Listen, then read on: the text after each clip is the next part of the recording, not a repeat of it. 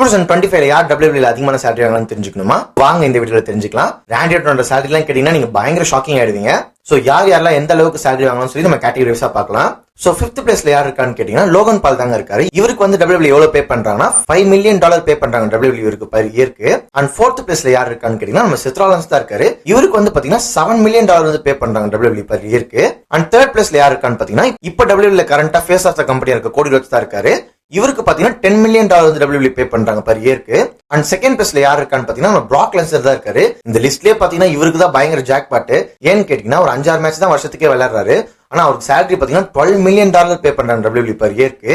And first யாருன்னு கேட்டீங்கன்னா உங்களுக்கே தெரிஞ்சிருக்கும், the original face of the company Roman Reigns தான் இருக்காரு. இவருக்கு பாத்தீங்கன்னா $15 million பே பண்றாங்க WWE per yearக்கு. சோ ரோமன் ரீன்ஸ்க்கு தான் WWE பாத்தீங்கன்னா 2025 ஹையஸ்ட் salary வந்து பே பண்றாங்க. தென் ராண்டி ஆர்டன் பத்தி சொல்றேன்னு சொன்னீங்கன்னா அவரோட salary அப்டேட் என்னன்னு கேட்டீங்கன்னா சொல்றதுக்கே கொஞ்சம் கஷ்டமா தாங்க இருக்கு. அவருக்கு WWE பாத்தீங்கன்னா $4 million மட்டும் தான் பே பண்றாங்க per yearக்கு. லோகன் பாலோட ரொம்ப கம்மியான salary தான் பே பண்றாங்க ராண்டி ஆர்டனுக்கு. ராண்டி ஆர்டன் பாத்தீங்கன்னா ஒரு WWE லெஜெண்ட். சோ இவ்வளவு கம்மியான salary வந்து WWE ராண்டி ஆர்டனுக்கு பே பண்றது கேட்டா கொஞ்சம் கஷ்டமா தான் இருக்கு. சோ உங்களுக்கு இந்த வீடியோல ஏதாவது கமெண்ட்ஸ் தான் மறக்காம கீழே கமெண்ட் பண்ணுங்க. இந்த வீடியோ உங்களுக்கு பிடிச்சிருந்தா மறக்காம லைக் பண்ணுங்க, ஷேர் பண்ணுங்க, சப்ஸ்கிரைப் பண்ணுங்க. பாய்.